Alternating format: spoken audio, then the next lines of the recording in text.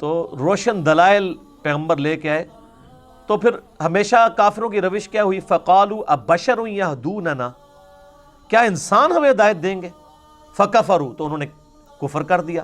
وتولوا، اور منہ پھیر لیا. واستغنى اللہ، تو اللہ بھی بے نیاز ہے. پھر دفع ہوتے ہیں تو دفع ہو جائیں.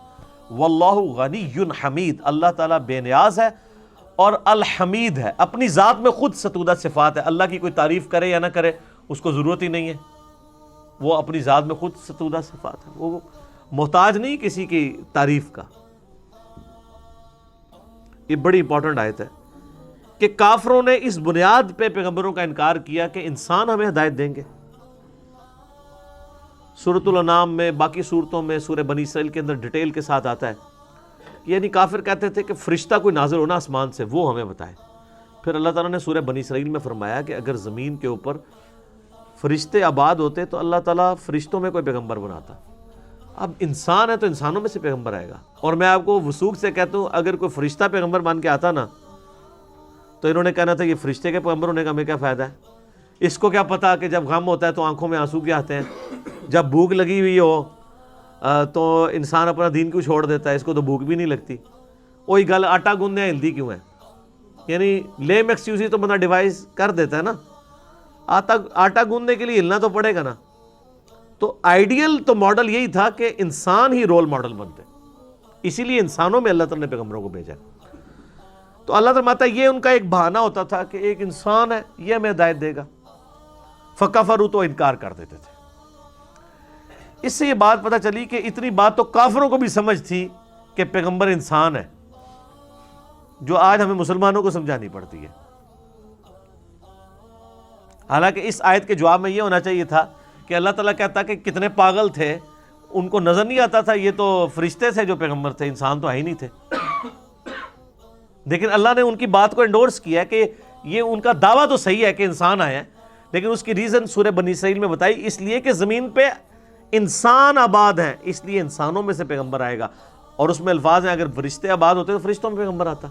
اسی آیت کے کانٹیکسٹ میں نے 4 لیکچر صرف یہاں پہ قرآن کلاس کے دیے تھے. مسئلہ 131 ABCD، کرامات، معجزات، استدراج، علوین کے اوپر، وہ انہی آیات کے کانٹیکسٹ میں تھا. اور اس میں نے یہ نور بشر والا مسئلہ اور یہ سارے مسئلے بیان کیے تھے. اچھا، یہ تصویر کا ایک رخ ہے کہ کافر اس لیے انکار کرتے تھے کہ یہ تو ہماری طرح کا انسان ہے، یہ ہمیں کیسے ہدایت دے گا. اور اس تصویر کا ایک دوسرا رخ ہے کہ مسلمان جو کہ پیغمبروں کے ماننے والے ہیں، انہوں نے بھی پھر بشریت کا انکار کر دیا. انہوں نے کہا اس نے تو ہمیں ہدایت دی ہے، یہ تو اللہ کا بڑا پہنچا ہوا ہے، یہ انسان کیسے ہو سکتا ہے؟ ایک ہی بیماری 2 شکلوں میں ظاہر ہوئی ہے. کافر میں اس شکل سے ظاہر ہوئی کہ انسان ہے، ہماری طرح کا انسان ہے، حالانکہ وہ دیکھنے میں اسپیشیز میں ان کی طرح کا تھا نا، مرتبے میں تو ان کی طرح کا نہیں تھا، اس پہ وہی نازل ہوتی تھی. تو انہوں نے کہا کہ ہم نے اس کو ماننا ہی نہیں ہے جو انسان ہے. اور جنہوں نے مان لیا انہوں نے کہا اگر آپ اس کو مانا ہے تو اسے کم از کم خدا کے درجے پہ تو فائز ہونا چاہیے نا، اتنی پہنچی ہستی ہے تو چلو خدا کا بیٹا ہی بنا لو. عیسیٰ ابن مریم کو کہہ دیا اللہ کا بیٹا.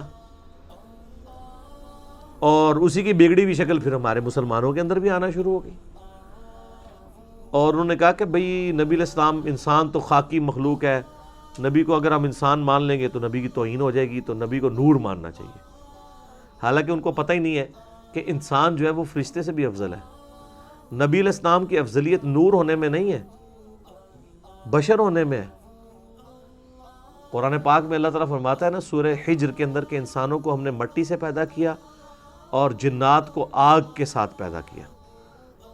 اسی کانٹیکسٹ میں صحیح مسلم میں ایک حدیث ہے کہ اللہ تعالیٰ نے جنوں کو آگ سے، انسانوں کو مٹی سے اور فرشتوں کو نور سے پیدا کیا. تو اب انسان جو ہے اگر وہ اللہ کا تابع فرمان ہو تو فرشتے سے افضل ہے. تو انسان کی خوبی انسانیت میں نہ کہ فرشتہ ہونے میں. ہاں بشرطے کہ تابع فرمان ہو. ہے فرشتے سے بہتر انسان بننا، مگر اس میں لگتی ہے محنت زیادہ. بلکہ میں تو اکثر کہتا ہوں کہ انسان کے پاس تو وہ دولت ہے جو حضرت جبرائیل علیہ السلام کے پاس بھی نہیں ہے. جبرائیل علیہ السلام نے اگر اللہ کو مانا ہے نا تو اس لیے کہ ان میں انکار کی گنجائش ہی کوئی نہیں ہے، ان کے پاس ماننے کے سوا کوئی چارہ تھا؟ قرآن پاک میں ہے کہ فرشتے تو اللہ کی حکم عدولی کر ہی نہیں سکتے۔ مزہ تو تب یہ ہے کہ آپ کے پاس اختیار بھی ہو انکار کرنے کا، تب بھی آپ اللہ کو مانیں، اور یہ وہ دولت ہے جو انسان کے پاس ہے، جو جبرائیل کے پاس بھی نہیں ہے۔ آپ مجھے بتائیں، ایک وہ شخص جس کے پاس یہ اختیار تھا کہ چاہتا تو خدا کو مانتا اور چاہے انکار کر دیتا، لیکن پھر بھی اس نے اپنی ساری دنیاوی سرکمسٹانسز میں، ساری تکالیف کے باوجود اس نے اپنا تعلق خدا کے ساتھ مضبوط رکھا۔ یہ بڑا کارنامہ ہے، یا یہ بڑا کارنامہ ہے کہ کسی کے پاس اللہ کو انکار کرنے کی گنجائش ہی نہیں تھی اور وہ اللہ کے ساتھ جڑا رہا؟ ظاہر ہے کہ انسان کے پاس جو دولت ہے، جو آپ کے پاس ول کی پاور ہے کہ آپ چوائس کر سکتے ہیں، یہ بہت بڑی دولت ہے۔ تو مسلمانوں نے کہا کہ نہیں، یہ اوپر کرو جی، تو اللہ تعالیٰ نے اس بیماری کا ذکر کر دیا تھا کہ انکار کرتے ہیں اس بنیاد کے اوپر۔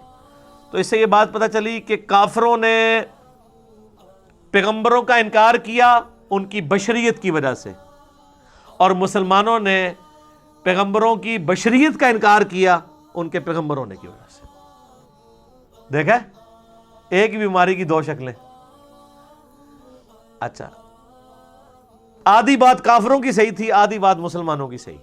کافروں کی آدھی بات صحیح تھی کہ واقعی انسان ہی ہے، اور اللہ نے اس کو کہا کہ بھئی انسان اس لیے ہے کہ تم بھی انسان ہو نا، تو انسانوں کے لیے انسان رول ماڈل ہوں گے۔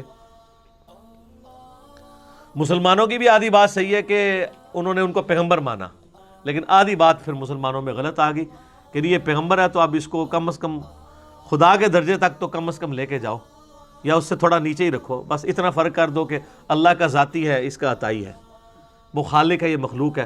باقی تو وہ جو احمد بریلوی صاحب کا بھی شعر ہے نا، نہیں محبوب و محب میں تیرا میرا، وہ کہتے ہیں بھئی محبوب اور محب کا معاملہ ہے، اس میں تیرا میرا کوئی نہیں، جو کچھ اللہ کا ہے اسی کا مالک نبی علیہ السلام بھی ہے۔ تو یہ پھر یعنی غلو کیا۔ اور صحیح بخاری میں کتاب الانبیاء چیپٹر میں حدیث موجود ہے، نبی علیہ السلام نے فرمایا، دیکھنا میری شان کو اس طرح بلند نہ کرنا جس طرح نصارہ یعنی عیسائیوں نے اپنے وقت کے پیغمبر عیسیٰ علیہ السلام کو شان میں بڑھا دیا تھا۔ میں اللہ کا بندہ اور اس کا رسول ہوں، مجھے اللہ کا بندہ اور اس کا رسول ہی کہنا۔